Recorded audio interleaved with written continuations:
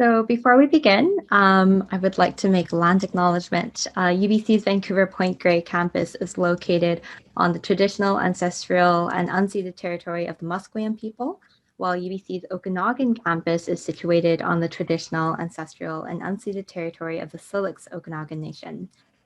We understand that everyone might be coming from different places in this work from home environment. Personally, I'm situated on Coast Salish lands. We encourage you to keep in mind the context of locality for you, and a great resource to do that is nativeland.ca. So I encourage everyone to kind of figure out where they are located on as you work and live, love, learn from work from home.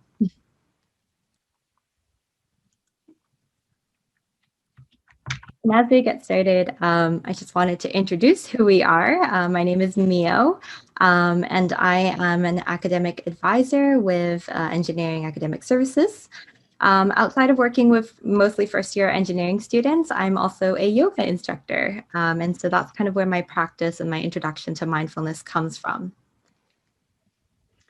And I'm Claudia Buffoni, and I'm also an advisor in Engineering Academic Services.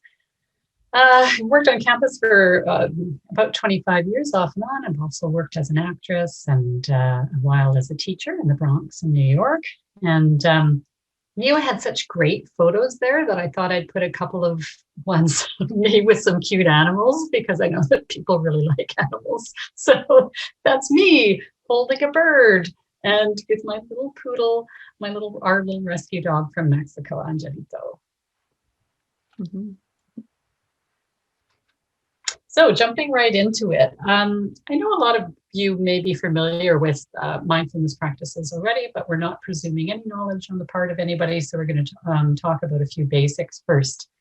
And the very first slide here is from Jon Kabat-Zinn. He's kind of the granddaddy of mindfulness movement here in the West in recent times. And he describes mindfulness as just watching this moment without trying to change it at all. What is happening? What do you feel? What do you see? What do you hear? So it's about tuning into your senses. The history of mindfulness, and yes, we are going to skip over a lot of the history, but it is not new. Mindfulness practices have been around for a very, very long time. They're still part of the practice of Buddhism, Hinduism, and yoga, Taoism, and Qigong exercises. But in the West, the practices really started picking up with those crazy psychedelic movement hippies and the beat poets and so on in the 50s and 60s into 70s. And one of those hippies was Jon Kabat-Zinn, who actually picked up on mindfulness practices and their applications in helping patients dealing with chronic pain. We'll talk a little bit more about that later, but and that kind of has brought us into present day practices, which are thankfully, I think, becoming more and more popular. So, what is mindfulness? Mindfulness is a lot of different words and concepts that can be associated with mindfulness, and we're going to be focusing on, in particular, on a few areas of today. A big thing about mindfulness is that you're encouraged to approach things with an air of curiosity and with kindness, and really tuning in and noticing your thoughts, your feelings, your experiences, and things that are happening in the world. You're reminded to stay flexible and dynamic. And some words that are associated with mindfulness: awareness, kindness, gratitude, acceptance, exploring, empathy, humility, and in particular, associated with our presentation today, compassion, a creative outlook, anti-racism. So the opposite to this, what isn't mindfulness? So mindfulness is, and this is a really important concept to get, it's not just about clearing the mind of thoughts at all. It's about tuning in to those thoughts and being curious. You remove the judgment from that part of being curious. And it's certainly not about ignoring your thoughts, but it's about kind of tuning into them, feeling them, and being interested and curious about them. And of course, all sorts of things that are not associated with mindfulness are, bullying, meanness, kind of that toxic competitiveness, defending, perfectionism, controlling. That's a common one for many of us. And as per today's presentation, racism. Mm-hmm. So when people kind of first get introduced to mindfulness, you might kind of hear it as, this magic solution. But we'd like to emphasize that it's really not that. It's not exactly a solution for everything and everyone, and it won't automatically fix everything in your life, unfortunately. We also kind of wanted to remind people that sometimes there are limitations with working with mindfulness, especially because we ask it requires you to be very mindful and aware of certain parts of your, yourself and your self-awareness, as well as your body. And so people kind of trauma survivors, when trauma kind of lives embodied in the body, that's something that you have to be mindful of when working and asking people to be very, very conscious of what they might be feeling in their body. However, so there are considerations. However, most of the time, it's a great practice and a great tool for everyone, and it can be adapted in a lot of different ways. So to that, there are so many benefits of mindfulness. They've shown kind of increased mental health and well-being, as well as physical, improvement in coping with stressful events, as well as medical conditions, increased working memory, decreased psychological distress, as well as for the kind of focus of this presentation, increased emotional intelligence, empathy and compassion for others, and self-awareness.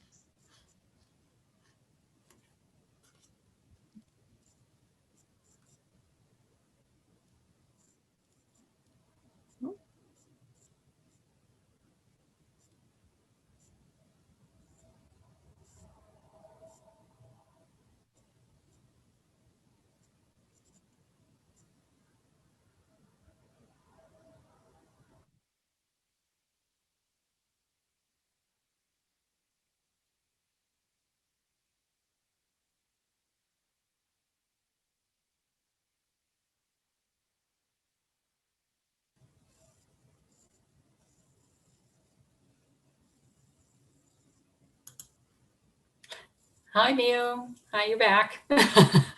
Should we pick up where we left off?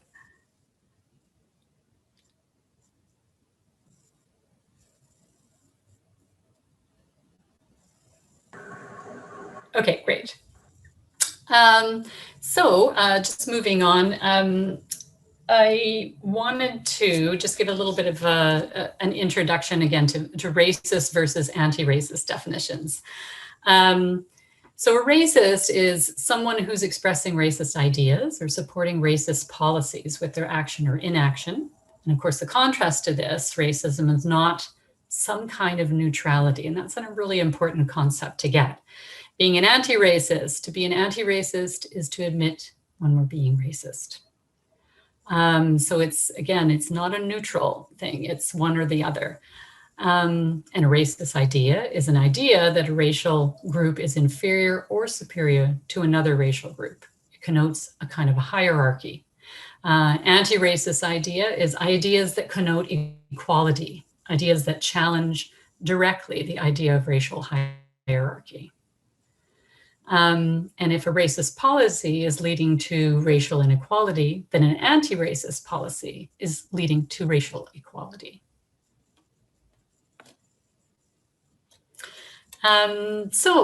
There's actually some really interesting podcasts between Brené Brown and Ibram X. Kendi. And if you're not familiar with either one of their works, just a brief introduction for them. Brené Brown if you haven't seen checked out her podcasts on TED Talks, I would definitely recommend that. She's an American professor, lecturer, author, podcast host. She's one of the most popular TED Talks ever on the value of vulnerability. So I would say definitely check that one out. She is a researcher. See, she has a PhD in social work, and she researches really fascinating areas such as vulnerability, shame, courage, and empathy. And if you ever get to read some of her books, I highly recommend that. Ibram X. Kendi, he is an American author, a professor, an anti-racist activist, and a historian of race and discrimination policy in America. And he just recently, in 2020, became the director for anti-racist research at Boston University. The book that I read recently of his is called How to Be an Anti-Racist. I also highly recommend that. So the very first point that they make from this, of the 4 points that they make, is that our identity is changing from moment to moment.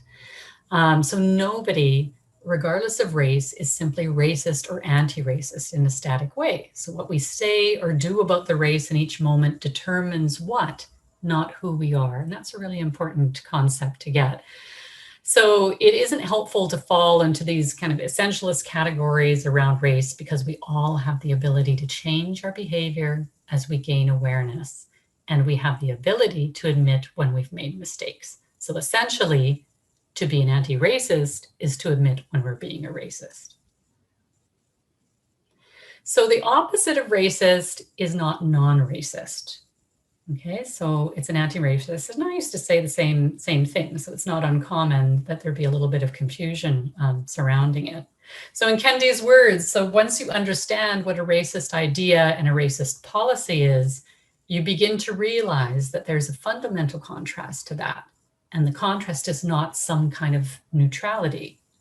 So, for example, between the ideas of racial hierarchy and its opposite, racial equality, there's no gray area.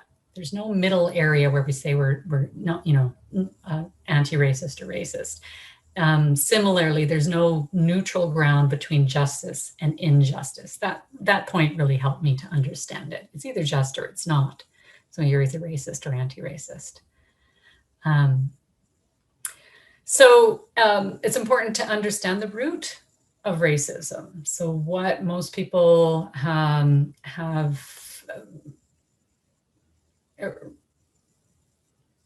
I want to say perform in a certain way, but that's not the word I'm looking for. Most people react or perform in certain ways for a reason. There's a reason behind it. So continuing racism serves a purpose for those in positions of power. So there's a specific reason why you had so many powerful Black Americans. Kendi is American and speaks to the issues for Black Americans in America today.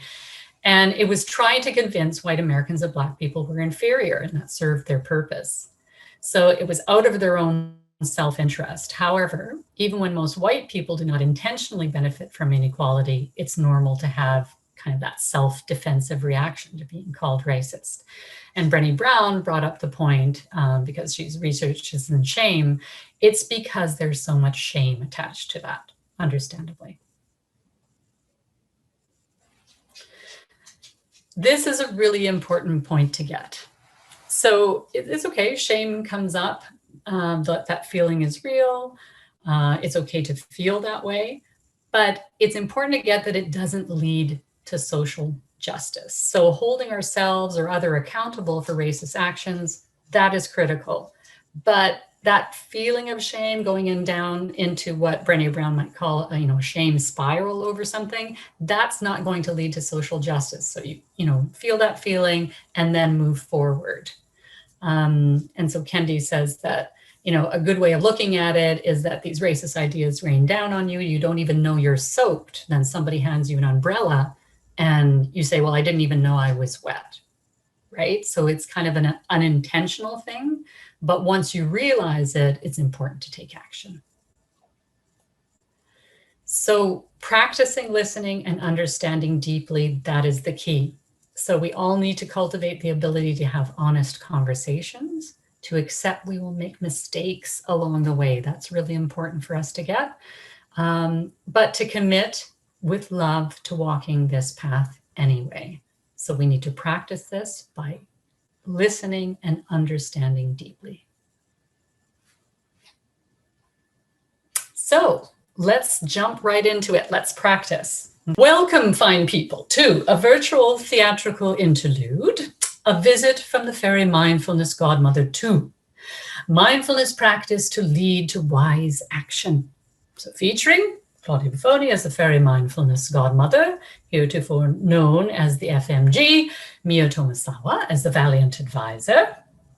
In a time and place is the present, a virtual advising office in a galaxy far, far away. But strangely enough, much like our own, no fairies were harmed in the making of this skit.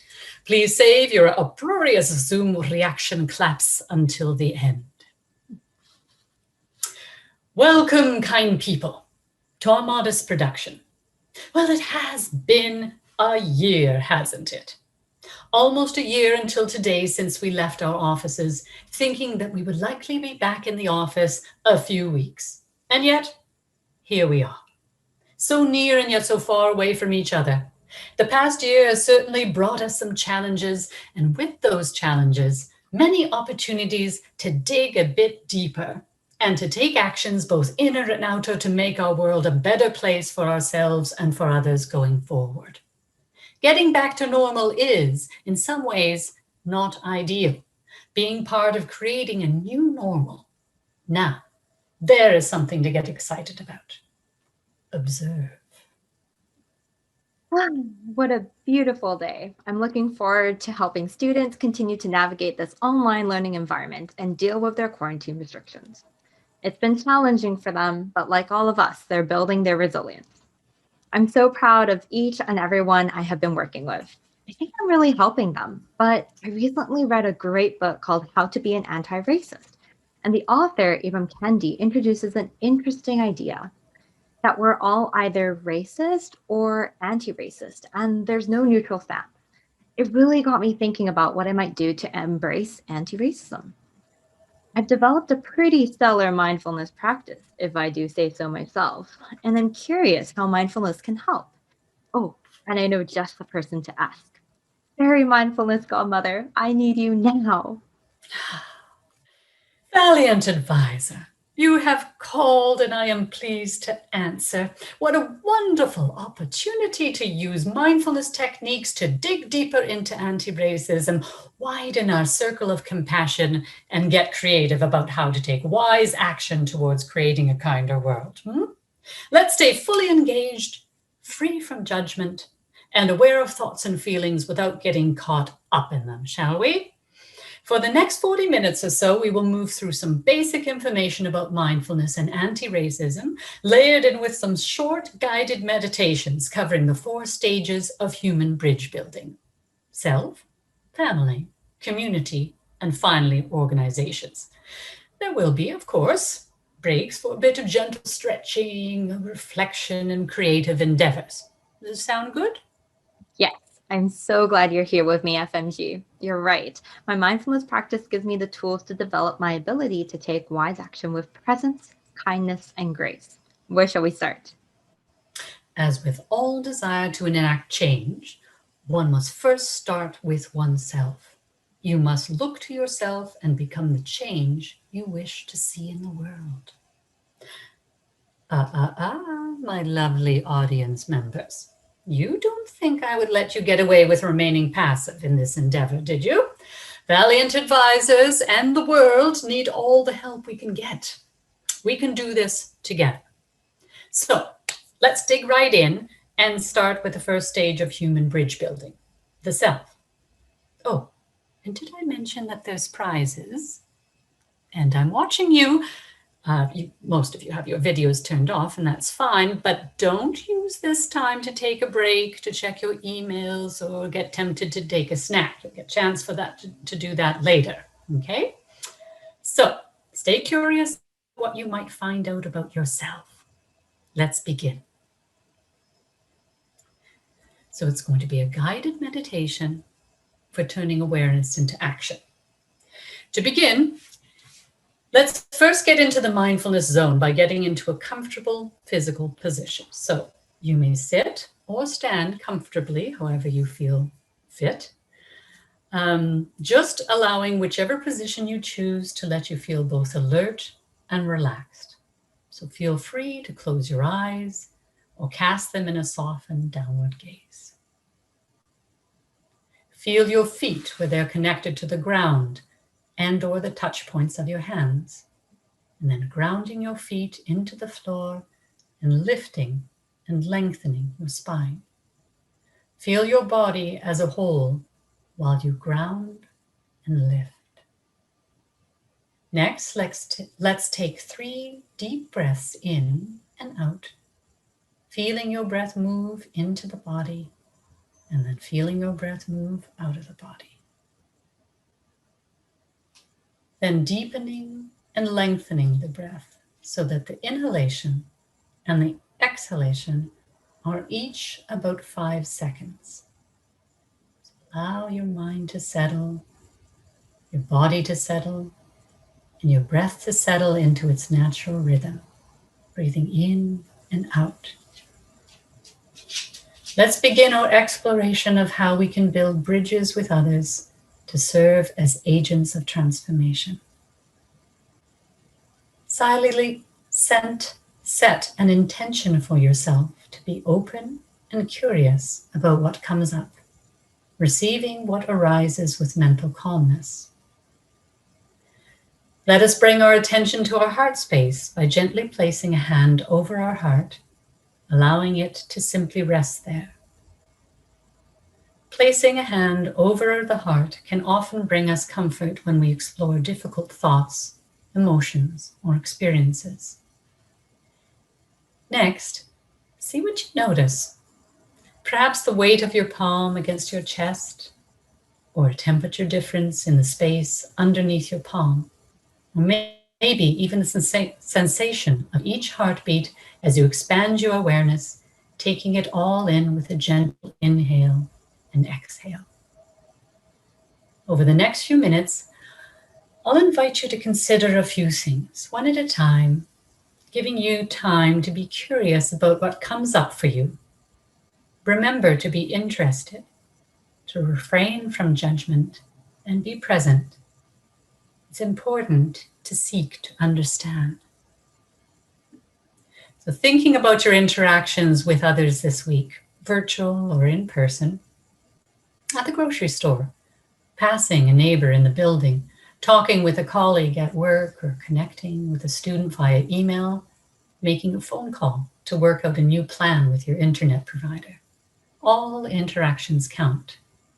Just go over those interactions in your mind and ask yourself, was I biased in my thoughts or actions because I made presumptions about the person I was interacting with based on their race? Did privilege play a part in any of my interactions? Remember, being a racist or an anti-racist is not a permanent state. It fluctuates.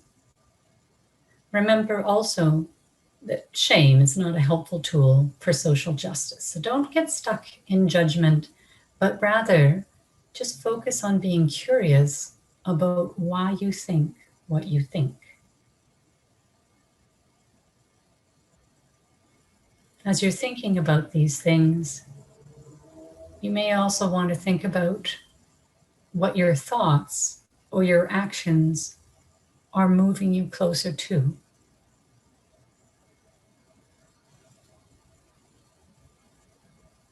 And attached to that is also another thought, which is realizing what I realize now. What might I do differently in the future? So we're simply inviting in reflection and introspection to allow insights and awareness of body and mind to arise. Whatever arises, see if you can meet it with self-compassion and curiosity.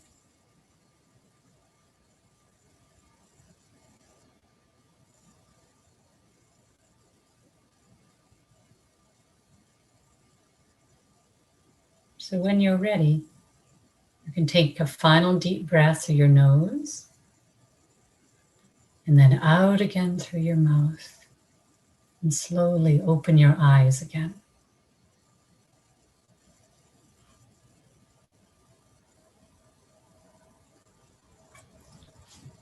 How was that for you, valiant advisor? Hmm. It was it was interesting. It's difficult to think about some of these things, but without taking the time to tune into our emotions and senses, how will we become aware enough to take action to change?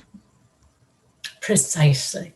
We won't be able to build our emotional intelligence or retrain those neurons if we're not first aware of our own thoughts and biases. Forge forward, oh mindfulness warriors. The journey may be long, but worth the effort. Yes, I feel empowered that there's something tangible that I can do to make good decisions about enacting change. It will take time And, and effort. Oh, but I know I'll get there. and scene. So we hope you enjoyed our little performance today, which allowed us to dip a toe into the 4 stages of human bridge building. And we'll continue throughout the presentation to go to the next 3 stages: family, community, and organization. But before that, I recognize that some of you might have been sitting for a long time. And since we're close to lunch, I just wanted everyone to take a stand up. Cameras on or off, doesn't matter. Just go ahead and get some space around you to stand up. And I know sometimes you just gotta move your chair and things, but allow yourself to find a nice, tall, comfortable area around you. And then taking your hands towards your hips, you're slowly just gonna rotate your hips one way, one direction, and then the other direction. Give a couple of swirls here, and then come back to center. Big inhale, stretch your arms all the way up to the sky. Take your gaze looking up towards the ceiling or the sky. Big morning stretch here. Inhale and exhale, relax your arms, bring them back down. Big inhale one more time, hands all the way up. This time, bring your hands to the back of your head so that your elbows are coming out to the side. And then slowly inhale, bring your chest, puff it forward, bring your shoulder blades together and back. Exhale, slowly come in, crawling in, elbows together, nose towards your chest, crawling in towards the center. Big inhale one more time, reach all the way back out. Shoulders together, and exhale, slowly pulling back in as though you're coming into a big circle to your belly button. On your next inhale, slowly come back to neutral and come down. Find yourself a nice comfortable seat again to continue on into our session. All right, we'll forge forward. Okay, forging forward. And I know this is at a bit of a breakneck speed, but we have a lot of things that we wanted to cover. Now, what we want to do is just zone in a little bit on neuroplasticity. So I want to make sure that I get this right. So I'm going to give you a definition to start with. Okay, so neuroplasticity, and some of you may know more than me about this, but it's essentially the ability of the brain to adapt to changes in an individual's environment by forming new neural connections over time. So now I'll ask you to go back to, I think it was grade 11 bio. I remember going over this. It may have been grade 10 or grade 12, but somewhere there in high school. And so essentially what happens in our brains is that there's neural pathways. And these are composed of neurons connected by dendrites. And so they're created in the brain based on our habits and behaviors. So the number of dendrites increases with the frequency of the behavior that's performed. So those behaviors can be thoughts, feelings, or actions. So essentially, what fires wires. With a bit of time and patience, this is the exciting part. You can rewire your brain, and mindfulness practices are there to help you through developing your awareness and gently leading you towards change. This is one of my favorite photos. You can really look at your mind as a garden. That's what our minds are. And so you gently pull a weed here or there. Eventually, those weeds get weaker and eventually they disappear. You add a little bit of fertilizer, you add a little bit of food, you add a little bit of love to the things that you want to grow. And eventually they grow bigger and bigger, and you end up with a beautiful garden. So that's one way to look at what you're doing, using that neuroplasticity to create a beautiful garden out of your mind. Yeah, and that last image there really speaks true. Research has actually shown this as well. So scientists have used MRI scans to see how the brain changes when people practice mindfulness. For example, they've seen that after practicing mindfulness, the gray matter in your brain's amygdala, which is kind of an area associated with stress, fear, and anger, can actually become smaller, while other areas, the prefrontal cortex, for things like planning, problem solving, controlling emotions, this can actually grow. So that image, the last image there, really kind of speaks true to a lot of the research that goes behind this as well. And one kind of specific program is the Mindfulness-Based Stress Reduction Program, the MBSR. And this is a program that was actually developed by John Kabat-Zinn, which we introduced at the beginning of this presentation. He created the program while working in a hospital, and it's a kind of a specific science-based program that you go through with 8 weeks of mindfulness. Built into kind of a strict regimen, if you will. And there have been kind of more scientific proof to back up that MBSR works. It's really a program that illustrates how even 8 weeks can significantly decrease stress and change brain activation patterns. But alas, meditating will not make you perfect. As meditators, we learn to observe with full attention and the present moment without judgment. And in doing so, it allows us to kind of access that inner wisdom or see things more clearly. But it doesn't mean that as meditators, we know everything or that we'll act perfectly all the time. It is simply a tool that allows us to facilitate and live more mindfully and authentically, and use kind of our new awareness to situations. So we're going to continue on with the guided meditation for turning awareness into action.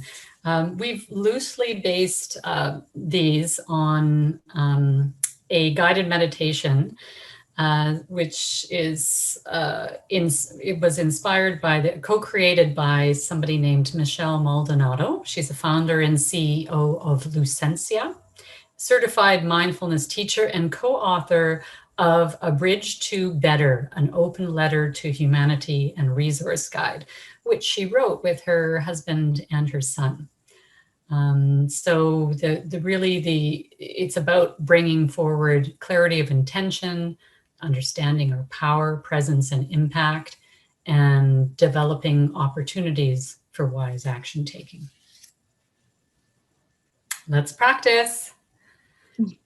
All right, so for the next probably 6 minutes or so, we're going to do two back-to-back guided meditations. And we encourage you to kind of journal and reflect. If you have a piece of paper, just type on a note somewhere, kind of any of the reflections that you have as the outcome of this. We understand we're going very quickly, so it's okay if you don't have anything at this moment. But we encourage you to try. So go ahead and find that comfortable seat again for you. The next 3 minutes will be about family. You can close your eyes or you can keep them softly gazing in front of you. Allow yourself to bring that attention back to the breath as a gateway for self inquiry. Taking a big breath in all the way to the top and exhale out. 2 more times at your own pace.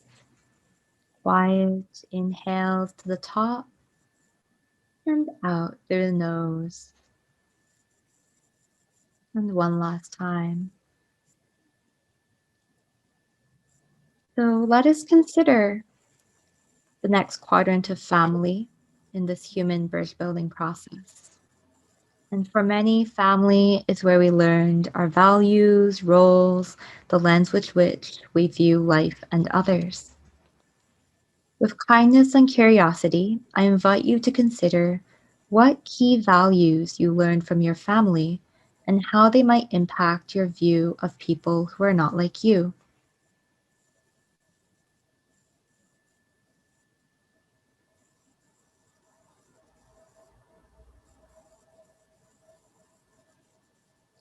If you like, you may continue to place your hand over your heart or return it to your heart to support you in reflection on ways your family experience has informed how you perceive the world.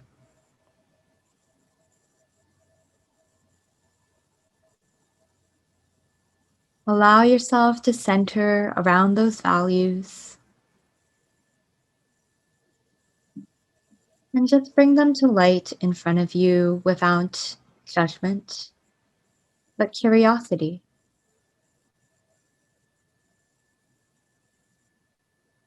These might come up as images, as words, as memories. Allow yourself to tune in for just this moment to the area in front of you. And then slowly coming back to the world around us. Bring your attention back to your breath. Take a big inhale in and sigh it out.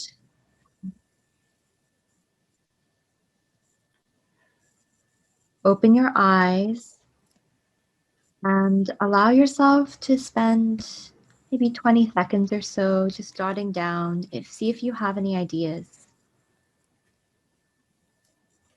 Consider the key values you learned from your family and how they might impact your view of the world.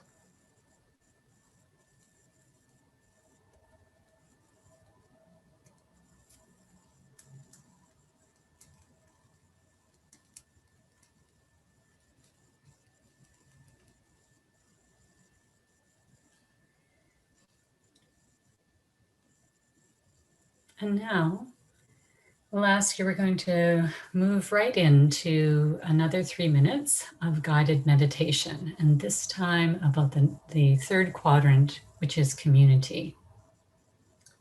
So bringing your attention back to the sensation of your breath, perhaps noticing the sound of your breath or the sensation of the whole body breathing as you let go of thoughts and reflections of family. If any difficult emotions remain, you may want to curl, squeeze, and then uncurl and stretch your fingers, allowing any tension to release with each stretch. So let's now turn our attention to community, coming to awareness of privilege, personal biases, and the role of family in our perceptions of the world. We can now begin to see how we may be navigating the world and the quality of our presence in it, beginning with our communities. So next, let's consider how we move through our communities. So ask yourself, with whom do you tend to interact in your community? And conversely, whom do you not interact? And An important question to ask yourself at this point is why? Why do you think you interact or don't interact with those certain people in your communities?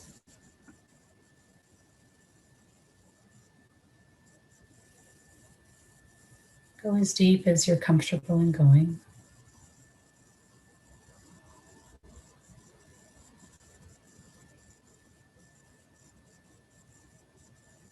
You can think about things specifically or generally.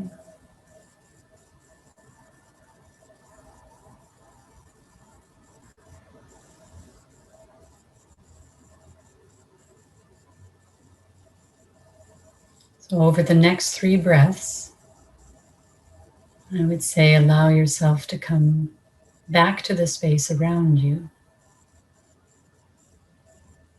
And out of the meditation, and to open your eyes again if they're closed. And now, for the next few moments, consider how you might show up differently in your community. So, what kind of action might you take going forward? And as you did with the last quadrant that we covered with family, if you have any way to kind of jot down any words or actions that might come to mind, just anything.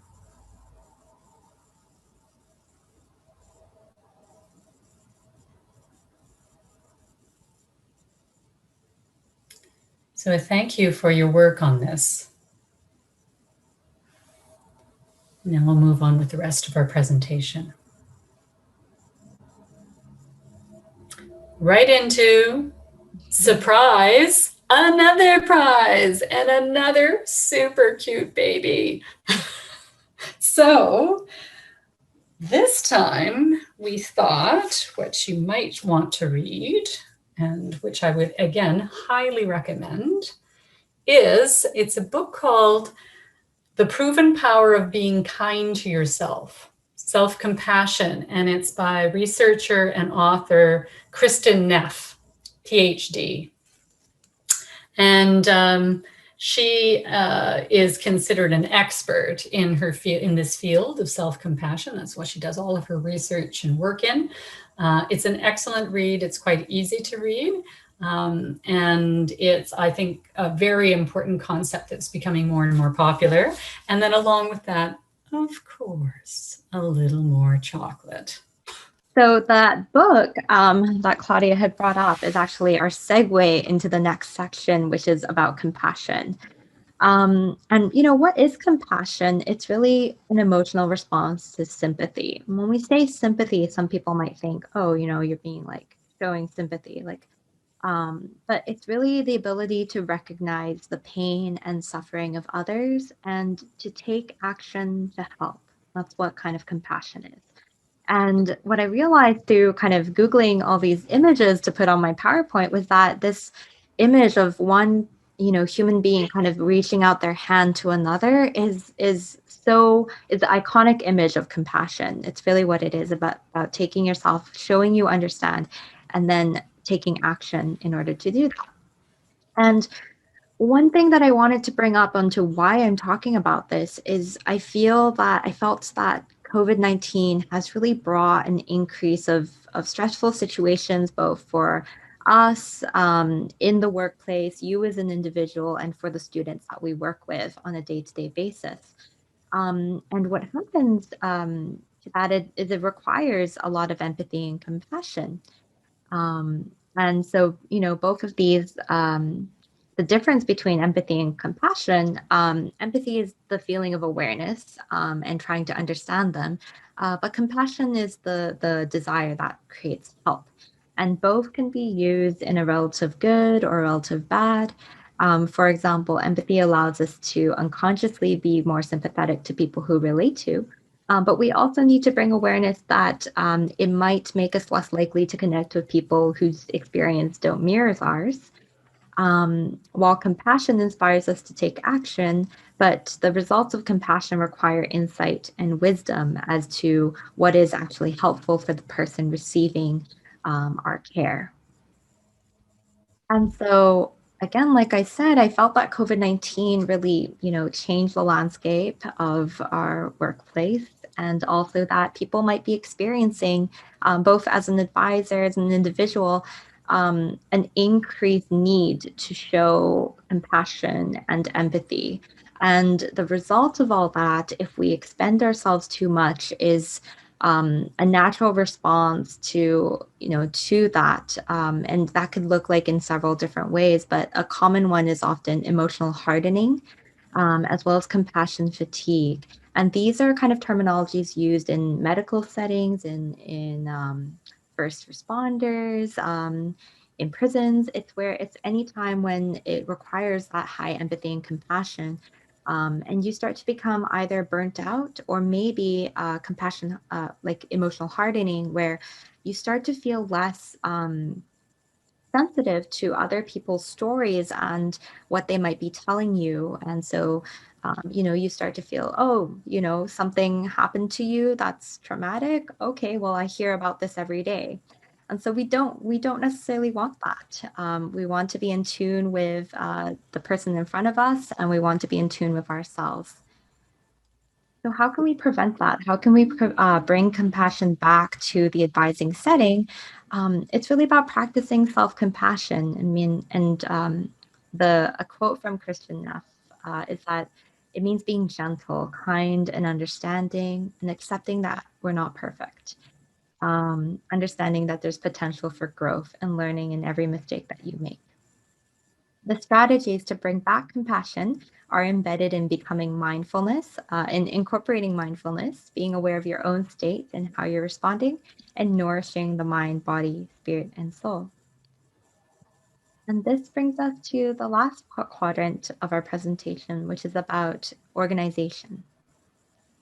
And so I want you to find that kind of space again, coming back in, closing your eyes. Take a big breath in and a big breath out. Now, at this point, we may have gleaned some insight about our privilege, the nature and impact of our preference, how our families have shaped how we interact with and perceive the world and people around us. Bringing this forward, I'd like you to consider how these factors influence how we show up at work or with our students or clients. Is there an area where your lens of perception may need broadening or clarity? Is there a specific person or group of people that you hold with judgment and certainty? Is that person yourself? If so, bring them to the mind and see if you can offer loving kindness and help shift judgment to discernment, kindness, and curiosity.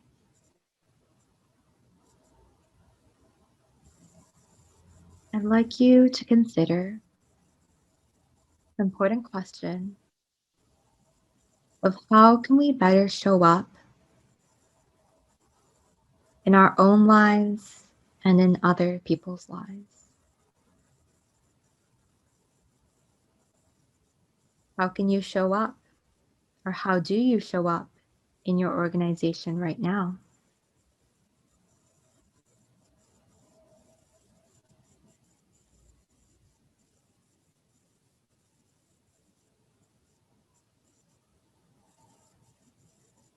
Relax your shoulders, your neck,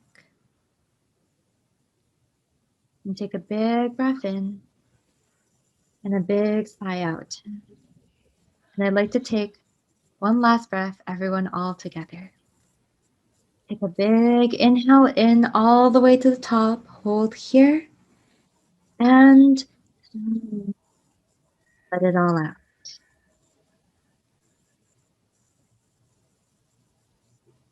Thank you so much for participating in this guided meditation. And this brings us to the last final minutes. So real change requires us to work together and be creative.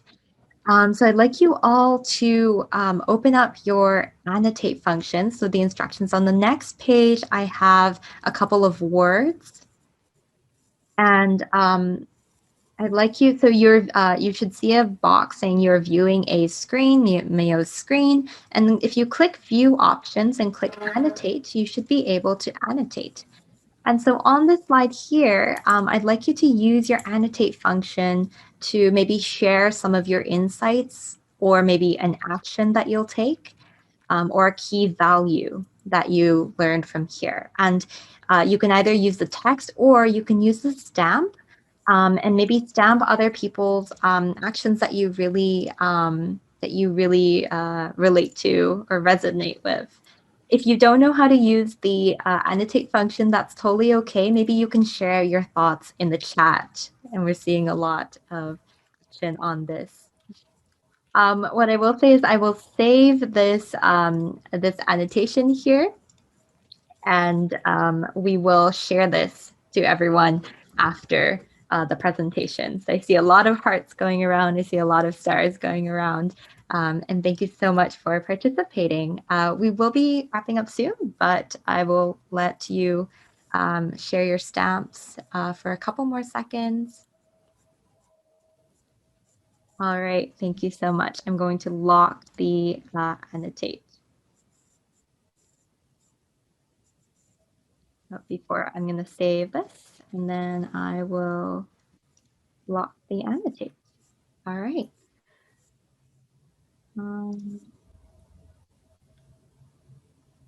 Got a couple more slides to go just before we sign off. Oh, sorry, let me clear the annotations. Here we go. So we've given you some homework. So, and so if you're wondering, like, where do I go from here? Where are the resources? We are actually going to be sending out quite a long list of resources that you can do further study with if you're interested, as well as a copy of the presentation. But 5 suggestions of the things you can do today to get started is meditate. You don't have to meditate for, as you see, you know, for half an hour at a time. You start with 2 or 5 minutes and you slowly build up. You can take breaks and time for deep rhythmic belly breathing. That's one of the most important things that you can do to lower stress and become present. You continue your own research into the power of mindfulness. It's an extremely powerful tool for you to use. Adopt a curious, non-judgmental mindset. And the top thing that you can do today to increase mindfulness is on the next slide.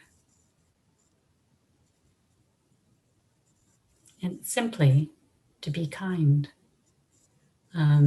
And it should be more widespread, perhaps, than it is, but I try and remind myself all the time before I speak, before I act, is this going to be kind? And it's something simple that we can do to help change the world and bring social justice. Mm-hmm. So that brings us to the end of our presentation. Thank you so much, everybody, for showing up here today. If you have won a prize, so Tamara and Annie, if you could please contact either one of us. And we're also free for everyone, you know, participating today. If you have any questions or comments, we'd love to hear from you. You can feel free to email either of us, and we'd totally be happy to chat. Otherwise, you're all free to go. Thank you so much for showing up today. We're really happy that everyone participated, and we hope that you continue to reflect and incorporate mindfulness and show up in other people's lives. Thank you so much. Thanks so much, everybody. Have a great rest of your day.